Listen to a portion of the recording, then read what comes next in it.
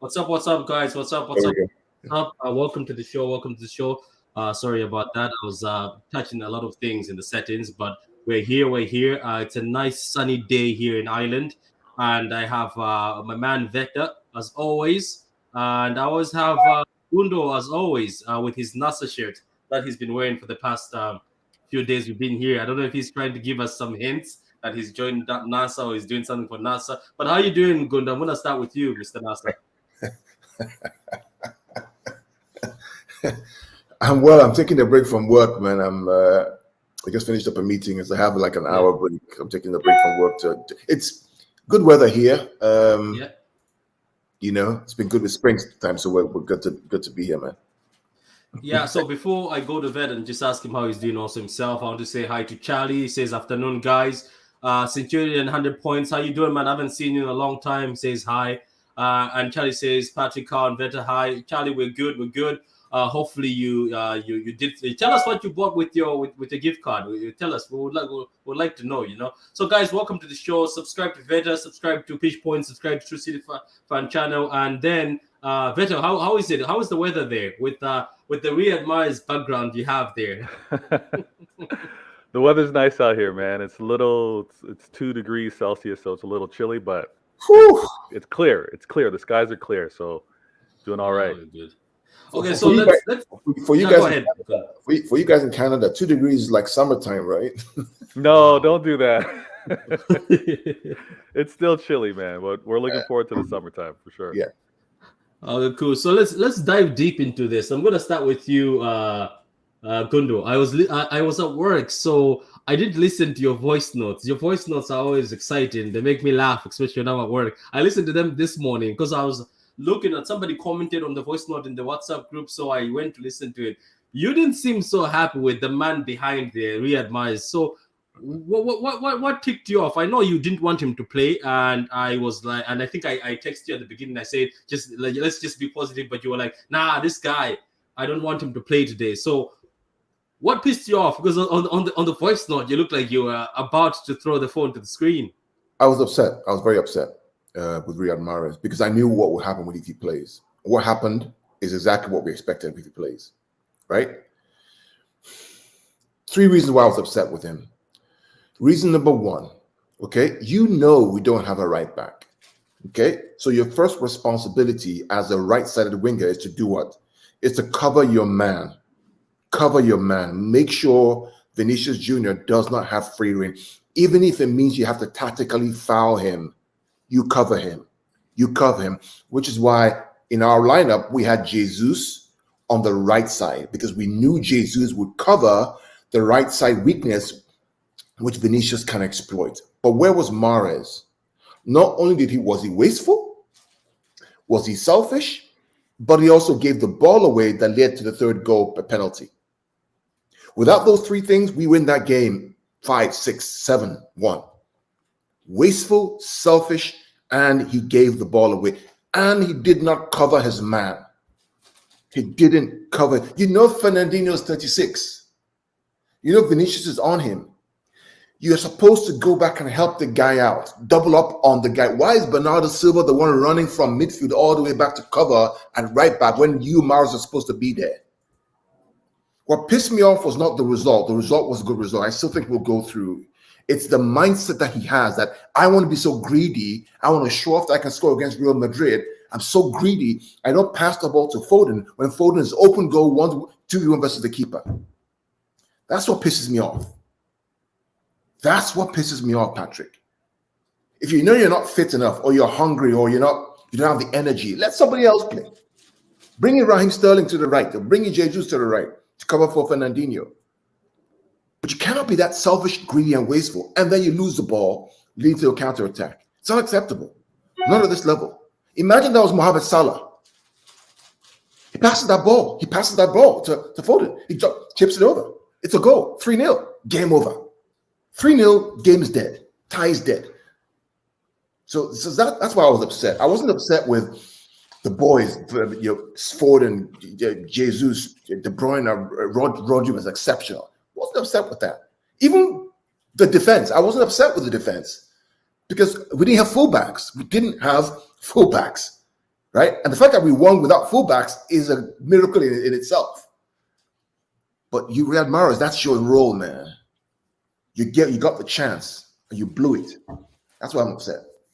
Okay, Grant. So there's a question here. I'll take it to Veta, because Veta, I don't know if you could point to counter Carl, but there's a question here. Veta, I'm going to throw it at you, and then you can counter Carl whenever you want.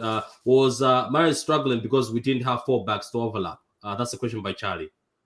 No, I don't think that was the reason for Mahrez's struggle, right? I think it's not often as of late where we have, when Walker started or even when Cancelo started, that those guys overlap Mahrez when he plays. They don't make that run, really. So I don't think that was the issue here.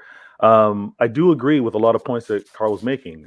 Seeing Mahrez on that right side did raise concerns, because we knew that we were going to have issues defensively with regards to having to shade or shadow or cover for the back. But I think where Pep was thinking is like, what's the trade-off? Like, the trade-off is we are going to score and be more of an offensive threat to kind of put them on their heels. And so for Mahrez not to capitalize on the opportunities that he had, and again, I agree, if he's going to be selfish, he's got to put it on net. He didn't do it. If you make the choice to actually play for a teammate, that's actually the better play. So what I found from the squad, and we've seen it with Jesus, we've seen it with the players, is when they made those type of mistakes, when they play the next game, they correct it. So, to see Mahrez start again, it's not going to be too much of a worry, because I do believe that our fullbacks will be back there to play our style. But and the reason why he's that photo behind me is because and that expression is because he missed those opportunities. That's why I have him back there. And it's not going to cost us. I'm confident that we have the better form to go and close out this tie. I'm not concerned in that regard. What I do want to maybe challenge Carl on, and maybe I saw this incorrectly, but I think it was Foden trying to do a little flip. He tried to do a little flip over the ball and kind of lost it, and that resulted in a foul for that unfortunate cross into the box and Laporte's ball to hand, which was unfortunate. The thing that I wish the players did, or even, and I don't know if this was being barked out by Pep, but I was, and I don't tweet often when I watch the game. Let's be clear. Typically, when I'm watching, it's me. I've got an old neighbor of mine. He's a City fan, and we text back and forth. I'm real old school, right? So we text back and forth throughout the match. But I was tweeting on occasions, and I was feeling it because we scored so early. Jesus did his thing. I was loving us up being 2-up, right? And where I had the issue, I was like, I get it. We scored so early. We're not going to take our foot off the gas. We've scored so early. We're not going to be doing that. So I get it. But when we're looking at the 60th minute, we're getting into the 70th minute, and for Bernardo to do what he did, let's kill the game. Let's hold possession. Let's make them chase us. Thank you. Why didn't we slow down the game and keep the ball? That's all I wanted, especially knowing our back line. Let's make them chase us. At one point, all of Real Madrid's players were back, and they were literally kind of just trotting out to us. We didn't have to force the issue, and that's one thing. I'm going to watch the game for a third time. Yeah. I think the reason why that happened, again, I think is on Pep. Okay. I think that towards the end of the game, when you're all hyped up, it feeds onto the players. If you're kind of tranquil and you're calm, you control the game. And they know what to do. But it all comes from the crowd. It all comes from the managing staff. Calm down, tranquil, easy. And then the other thing too is if anybody has any doubt whatsoever, who our best center back is, let me remind you again. It is not Diaz. Neither is it Laporte. the best center back we have is John effing Stones. I've said this for a year, Patrick. I've said it time and time and time again. John Stones is the best center back at City. You know why? Because when John plays center back, we don't concede 3 like that. Mm-hmm. When John plays with, let's say, okay, maybe FA Cup or something. Okay, when John plays with little Laporte or Diaz, we don't concede goals. We do not concede goals. Yeah. When Laporte and Diaz play, like Tottenham, guess what happens? Boom, we concede 3 goals or more. John Stones is the key. He's a secret sauce to make it all click. So I hope he's back for the game against me. If John plays at the game against Madrid and Walker is there, I have no worries at all that we win that game again. I have concerns that he might be back just because he did walk off the field, and I know for the second leg it may not be the case. I'm confident that we make it to the final. So later in the month of May he'll be back. But with our fullbacks, I'm not concerned about the defense as well. I hated the fact that we did give up 3 goals because we were on a fantastic run, not conceding. If I were to say anything with regards to the defense now, Stones is hugely important and brings a calmness surprisingly. Diaz, I think, showed his lack of fitness, lack of form, just because when we did get caught out and Junior is racing down that sideline coming back, no one got close to him. And I can slightly fault Laporte for not making a decisive decision to get to him. But honestly, what Real Madrid did to us were off of errors, not because they had such fantastic buildup, not because they had the tactics on knowing where they wanted to attack us. I didn't see them exploit anything that they saw as a weakness to Manchester City. I saw them with a fantastic, in-form, on fire, Super Saiyan level right now, Benzema, do his thing. But as a team, and what they were doing to us wasn't like, here's the mismatch, here's the weakness, here's where they're tactically inefficient. I didn't see any of that. So I'm very confident in it, and I don't want to come across like too dismissive, but they scored those goals because of errors, not because they knew how to attack us. Okay, guys. Before we move on, Vetter and Carl, you're making very good points. I'm just going to read and welcome some of the people who have just jumped on. Big Morgan, how you doing? Big Morgan says, "Hi, boys. Sterling came on and had 2 fouls and offside. He's crap. Look, for Raheem, to be honest with you, I think Mahrez overstayed in that game. Raheem could have caused so much trouble for one of the 4 backs. So those guys were getting cooked. Carvajal, there's a clip. Go online, Big Morgan, if you've got Twitter. There's a clip where Carvajal is on the floor after Foden dropped him on the floor twice. So look, maybe Carl was right. We needed fast wingers because I think if Vinicius starts running, Raheem, I've seen him a few times. When somebody's running, he runs this side, He runs this side. Raheem could have tried to get after him.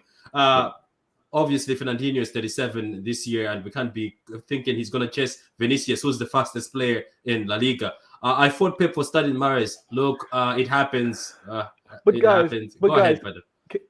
And Centurions, I respect his support 100%. And the comment is bang on when we look at it in hindsight, but that start that we had, like, we can't also dismiss that whip that he gave De Bruyne. That looked like they practiced that 100 times on the training ground, because as soon as the ball went to Mahrez, De Bruyne went into space. Yeah. So, again, I want to talk about that goal. And when we talk about the false 9, that's a classic example of false 9 play. A classic example. Okay, go and watch it again. So when people talk this nonsense about false 9 is a player who doesn't play the 9, but no, it's not. Okay, that goal, education here, right, is a classic false 9, because when Mahrez gets the ball, there is nobody in the number 9 position, no one.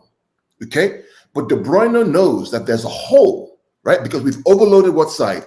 The right side, right? We overloaded the right side, right? De Bruyne was deep in midfield. There was a big hole in the middle right there. He knows that's where the 9 is supposed to be. He makes that run. Mahrez crosses the ball. Boom, it's a goal. Yeah. So when we talk about false nine, it's not the fact Haaland can play a false nine. Okay? So Erling Haaland, when he comes, will be forced to play a false nine at some times. He won't just be standing there waiting for the ball. No. He fits into our system, but he's more clinical. That's the difference. Yeah. He gets those ones-on-ones, and he will finish. City will remain the same. Player will fit in, but he will score the goals. So to me, that was a classic, false nine goal. The problem I have with Mahrez, and this is why we didn't have him in our lineup, was his defensive ability when it comes to covering the right back. That's the issue. Yes, you can whip those balls in. Yes, you're one-dimensional, so we know you're going to cut it back in, which frustrates the hell out of me. Because when you go on the outside, there's space. But you don't go on the outside, you keep coming back in. Why? Why can't you go on the outside? Are you afraid? And then you're playing right side, cover Fernandinho, for crying out loud. It's not hard. Talk to each other. Say, I'll cover you. I got you. Yeah. That's my frustration with him. But other than that, it was a good goal to cross in. Yeah. Cool. So let's continue with this. So Unit D Tonic, that's the Madrid fan who was interacting with us last time. Welcome, man. Welcome. He says, "What's up, guys?" And then there's a comment here from Centurion 100 says, "Mahrez is naturally greedy. He always wants glory for himself. Remember there was an outburst from players about Mahrez years ago." Yeah, I remember that. Yep, Mahrez is known for greediness. Wow, he's getting roasted today. What a game that was. Congratulations on making back-to-back finals. Vilton. No. Stop. Thank you, Vilton. We'll take it. Thank you. Patrick. You know what? Let's commend him, Carl. Let's commend him. This is Patrick, 2 months. Patrick. 2 months he's come here. Patrick, I'm not having it. All right? You create your own luck, right? Yeah. And if you want to wish us luck, I'll take all the luck that we can. Fair play to you, Vilton. This is 2 months of you coming. 2 months of you. I mean, Vilton, you're lucky to be alive because that game should have ended 8-1. I mean, Madrid has no chance of winning the Champions League. None. Because if for one reason, maybe referee reason, whatever it is, you go and you get to the final, you're not surviving that Liverpool front three. Not with that defense. Hell no. Oh, Viltron's Chad was laughing at your doorbell. Yeah. Hell no. You're not. I mean, if you think if somehow you get through to the final and Liverpool get through to the final, and you think that front four with Diaz, Salah, Mane, and who's the other guy on the right-hand side? Jota. I'm not going to cook that back line of yours. God help you, man. Seriously. Because yesterday, with those chances that we had, the first 30 minutes should have been 3-0 or 4-0. Yeah. So Vilton's a Real Madrid fan? Yeah. He's my friend, yeah. Right. He's our friend. You know what? Fair play to him. He's been consistently throwing us for 2 months. So it's good that Carl has received the congratulations finally. No, I'm not look, Vilton is jinxing himself because he keeps on saying City will win. Now look what's happening, Vilton. Let me explain something to you, right? I talked about this on He's an honest fan. He's an honest fan. Let me explain something to you, right? There is no benefit in playing your team down. None. You get nothing from it. Oh, did you see the tweets this morning? The tweets from City fans this morning. There is no benefit to you saying you being negative about your team. It gives you nothing. It doesn't help you as a fan. It doesn't build confidence. It doesn't let you hope. There's nothing. There's no point of you putting your team down. It creates negative energy. You should not be. You cannot boo a competition that you want to win. It doesn't work that way. Life doesn't work that way. You have to embrace it. You have to want it. It's like a girl that you're looking to go after. If you boo her, she ain't gonna come to you. She's not gonna respect you. But if you desire, if you want her, if you praise her, guess what? Things begin to line up for you. Things begin to come together for you, right? Erling Haaland listens to the Champions League anthem. That's his bed. That's his alarm clock. And then he comes to City. You want to boo the anthem? He's gonna what the hell's wrong with these people? I agree with that. I see that. But at the same time, sometimes when you don't show her that attention, if you show her too much attention, she doesn't want you. But when you don't show her that attention, she comes your way. So the problem is if somebody else, you guys are getting game. You're getting game for free here. You're getting game advice for free. Right. The problem is if somebody else shows her the attention, she's going with that person because that person has just as much as you have. I hear that. What's the? Yeah, there's a question here. Let's take it away from these two, Mr. Romantics. Wondering what was your thoughts on giving up 2-goal lead 3 times? I feel like that could have been easily avoidable if City just passed a bit and slowed down the game. my thought on that was, I'll come to Vader in a minute, was this is the best chance Real Madrid will have to beat this team because they had Fernandinho at right back and Zinchenko at left back. Right? So if you don't take that chance now, you want to play against Walker and Zinchenko full back next game with everybody back, and maybe a Sterling coming in away. This is your chance. Yeah. This was your chance. Real Madrid missed an opportunity. Yeah. I'm gonna be the first to say those 3 goals that they scored, again, unfortunate for us, lucky for them. Yeah. But it's not the true team that they are going to see and that we're going to put forward on the second leg. And what I'm very confident about is that I don't see what Real Madrid can do differently, or I don't see where they can raise their level.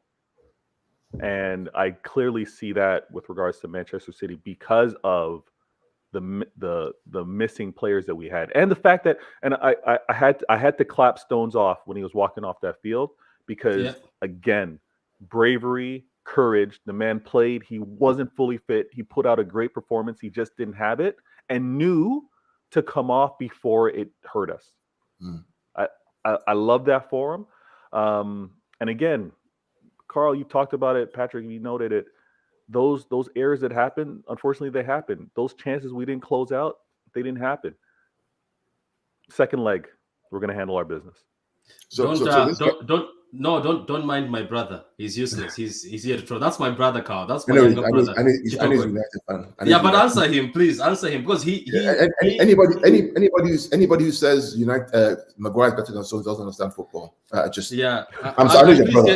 And please, can you also answer him because he says City have a weakness in that defense.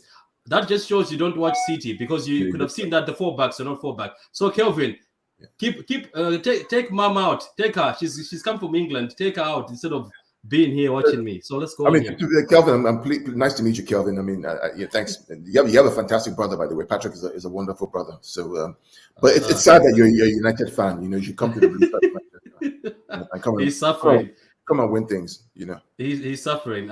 City played an excellent game. But if I was a City fan, I would be super pissed. Real were there for the taking. Alaba wasn't 100%. Militao, I don't get where his head was. I don't know where his head was. Why is everybody says we were the lucky ones? Why didn't you guys take the opportunity? Why didn't you take the opportunity and attack Fernandinho? Just isolate him. Attack him over and over. Why didn't you take that opportunity? Rodrigo is faster than Zinchenko, right? Why didn't you guys attack? I don't get this. The thing is, look, you need the tonic.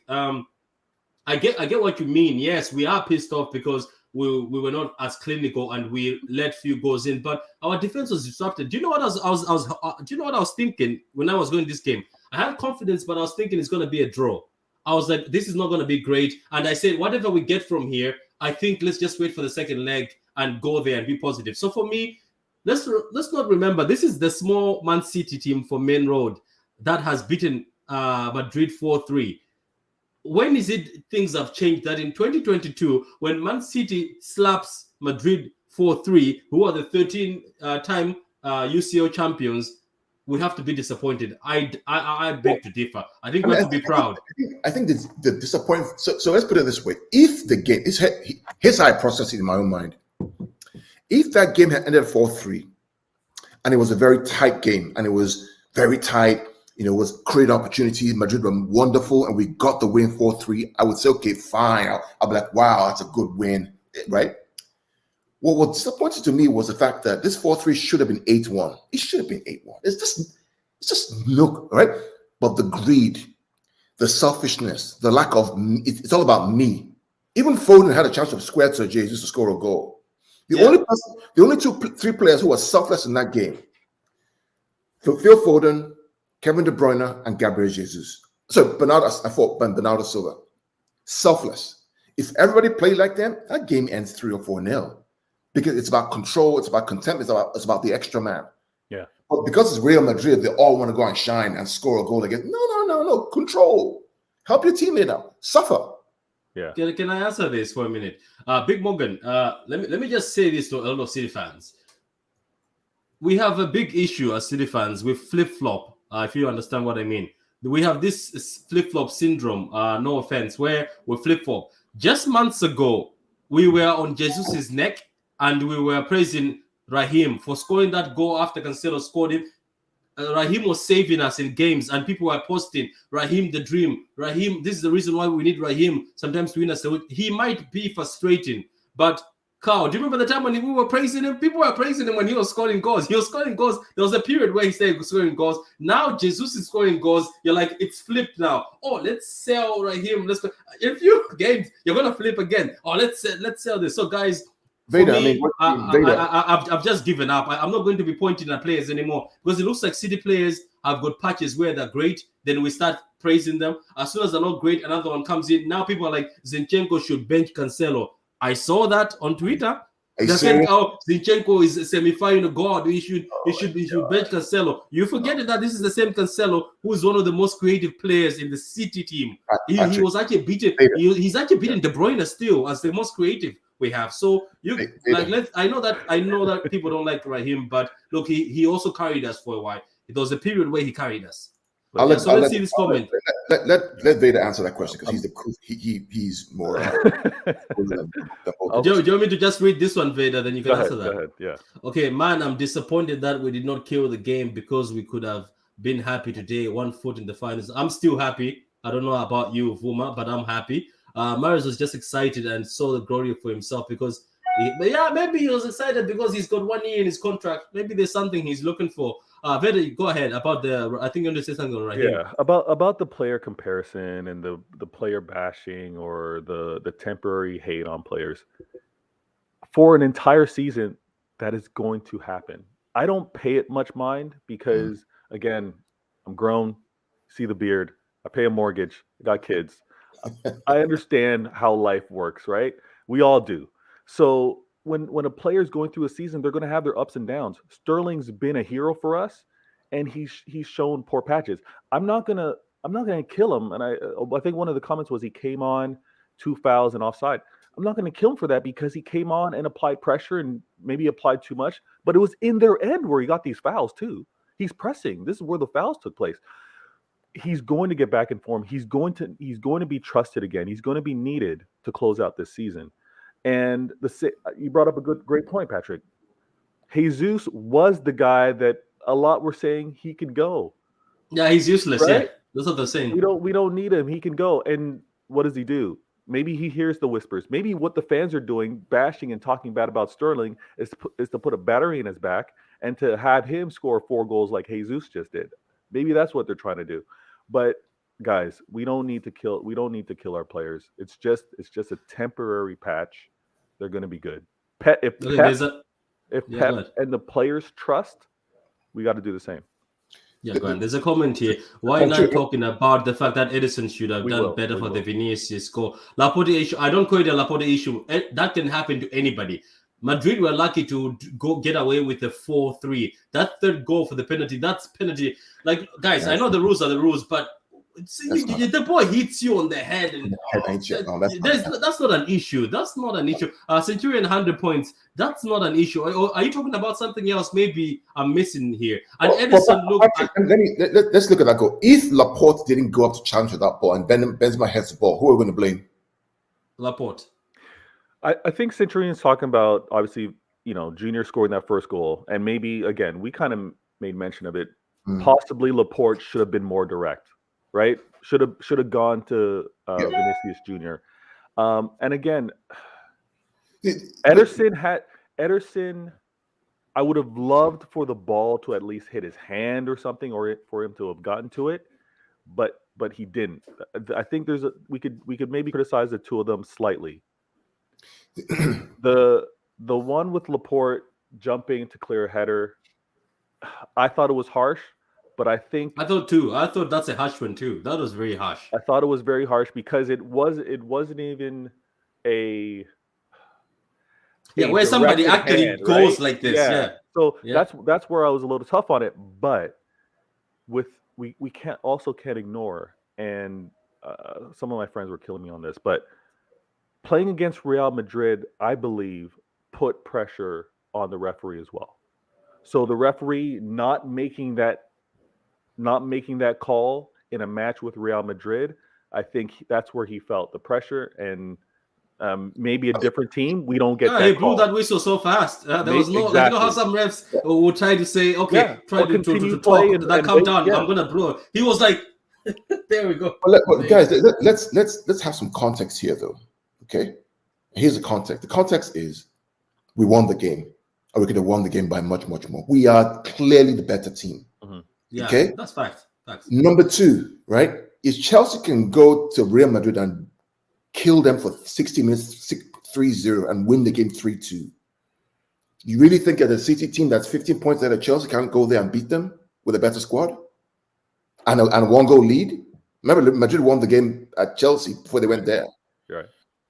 So for me, did I want more goals? Yes, but I think it's good that the team has a 1-goal edge and not a 3-goal edge, because it now puts pressure on them to perform at the very highest level and give nothing away. That's a good. And then you bring back Walker, you bring back Cancelo, you bring back De Bruyne and all those players. Or maybe Stones is available, we don't know.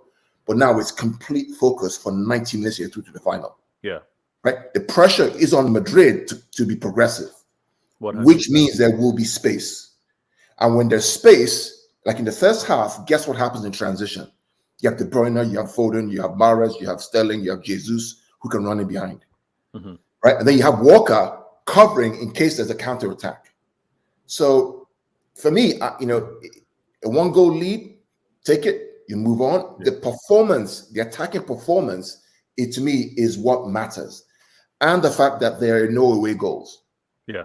All of a sudden, that 3 goals that they score, it could have been 1-0. And we have to talk about that rule. We have to talk about the rule, because I think if away goals still counted, because we've seen some great open match play first legs throughout the Champions League. I think if the away goals were still in effect, everyone would be so much more conservative. It wouldn't be let's play to win. It'd be like let's hold off and play for the second leg. So I love that the rule has changed. I think we'll probably go into this in more detail with a preview show, but I'm gonna drop a gem real quick on what I would like.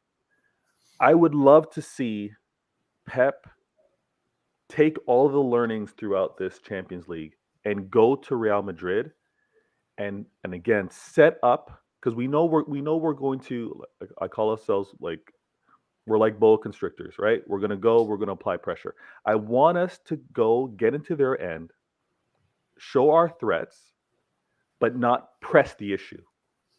I want us to pass the ball. I want us to analyze. I want them to have to come out and challenge us before we attack. I would love to see that, because to your point, Carl, when they do that, the space is going to go open up. I don't want us to go in balls out and then create gaps. I want them to have to come challenge us and start the match that way, if that makes any sense. Yeah. I saw a Spaces clip from Hamza the GOAT, where a lot of rival fans were saying 3-0 Madrid, 4-0 Madrid. Remember, I shared it with you, Patrick and Vader. Yeah, I did. I tweeted it this morning. And this is the disrespect that these people show this club and the Premier League, to be fair, right? I know they're rival fans of rival clubs in England, but I mean, the Premier League is far, in my opinion, right? It's far superior. And today we may see Liverpool bash Villarreal. It may not happen. It may happen. We don't know. But I back this team to go to Madrid and win. They've done it before with the worst team with Otamendi, right? And I think they can do it again. Yeah. There's a question here. I'm gonna just answer it fast. Yeah, that's the first time I've seen Jesus line up as a straight striker. I think you're gonna see that a lot going forward. It seems like he's sniffing the goal right now. I think he wants to prove something, because he said in this interview that I want to prove myself as a striker. This is a Brazilian network, so maybe he's hungry. But trust me, in the second leg, if he plays as a striker, he will put pressure on that back line. Let's just read another comment here. First goal, I didn't think we could have what? Sorry? I just wish he had played the right side, because I think that with that right side, we don't concede those goals. It may have been too. I also even think Raheem could have done better on the right hand side. Would have tracked back. Is Kyle frozen? Yeah, I think He he's is frozen. Okay, cool. As Kyle is frozen, we're gonna be waiting for him so that he can fix his internet. We're gonna just read some of these comments fast, better. So first goal, I don't think would have stopped it. The run by De Bruyne was excellent. Could cross my mind. If the goal didn't happen so soon, I don't think our defense lose their heads. But that's the thing. Somebody told me that Madrid is fond of starting slow. They always start slow, home or away. Apparently, better. Another thing I want to tell you and Kyle. Kyle, you froze. Another thing I want to tell you, Khan and Veter, Madrid fans are telling me that they have this habit of always starting slow in every game, and then they start showing up when somebody punches them or somebody's threatening them. So I told him, I was like, look, you're gonna be if you do that again in the second leg where you start slow, you're gonna make a big mistake because the City players were disappointed. They were walking out. Madrid players were high-fiving each other and hugging each other. City players were disappointed. So I think the second leg, they will come again at you. So if you are sleeping again, it's not going to be great. Bilton says, I wasn't jinxing. I don't believe it. Okay. On that note, Patrick, so are Madrid fans confident they can keep a clean sheet against the City? No, I asked that question. I haven't got an answer. I asked that question on if they're confident that they can score one goal and keep a clean sheet against the City side, then fine, you win the tie. But if you're not confident that you can keep a clean sheet because you conceded 3 against Chelsea, and then you conceded 4 against City, so you have to outscore City at home with your back 4 and your aging midfield. Good luck to you. I wish you the best. If anybody's taking bets on that, fair play to them. Because what we saw yesterday, in my opinion, was if you had a clinical finisher and you were not greedy, that game is 4-0 in 30 minutes. That game is basically what Barcelona did to Real Madrid at the Bernabeu about a month ago. Yeah. Right? What did Barcelona do? One thing, clinical finishing. Aubameyang, go. Aubameyang, go. Ferran, go. No messing around. No half chances. Finish. That's what we need to do in the second leg. Okay, cool. So look, I'm just going to answer some of these fast better. I see that you're going to go in 10. We never took control because we smell blood. That's the thing, Charlie. We smelled blood as soon as we scored. So I think we wanted to just kill the tie. The question is how will Pep approach this second leg? We'll answer that. I'll keep that. We'll answer that at the end. Then Big Morgan says the next game in Madrid will be difficult. Hope people don't. Pep doesn't overthink. I don't think they'll be overthinking, Morgan. I think he's learned his lesson. You're not going to see no DM again. You guys think Pep will play the same way next week, or will he be conservative? No, he switches it up. Against PSG, what happened is we beat them at first. Then the second tie, guess what we did? We were giving them the ball and then countered them a few times, and that's when Mahrez and Foden them and then man scored. Okay, so with Madrid's track record, you guys will be lucky to go through. You had to kill the game. Shut up, Kelvin. Then I5 Entertainment. Come on, Stain was 7 last weekend. Was a 7 last weekend. Yeah, you can say that. Not me. I love Gabi. I think Big Morgan is answering the fact that he says he loves Gabi all the time. Gabi's still better than Raheem.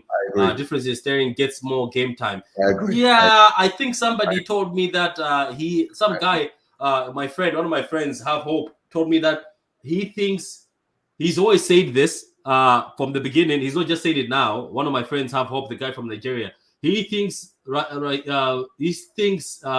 Jesus has the ability to become a baller, and he thinks there's so much potential in Jesus that Jesus is somebody who can win us the Champions League.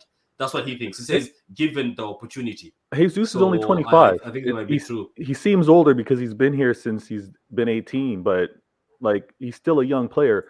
I think they're also very different. I think there's a grittiness to Jesus with regards to what he plays, and then for Sterling, again, Sterling will be.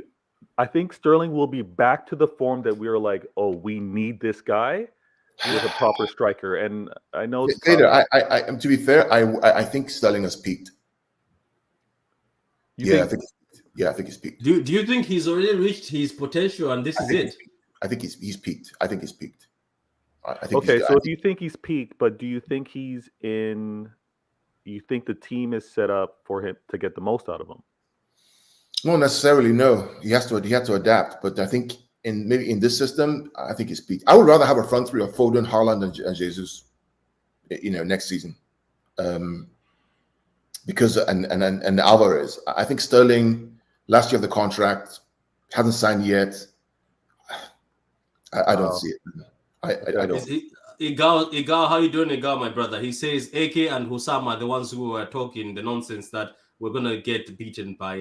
Hey, Igal, very quick. Igal. Listen, bro. I really enjoy. I like Igal a lot. I like him because I like him. Fellow Canadian. Shout out.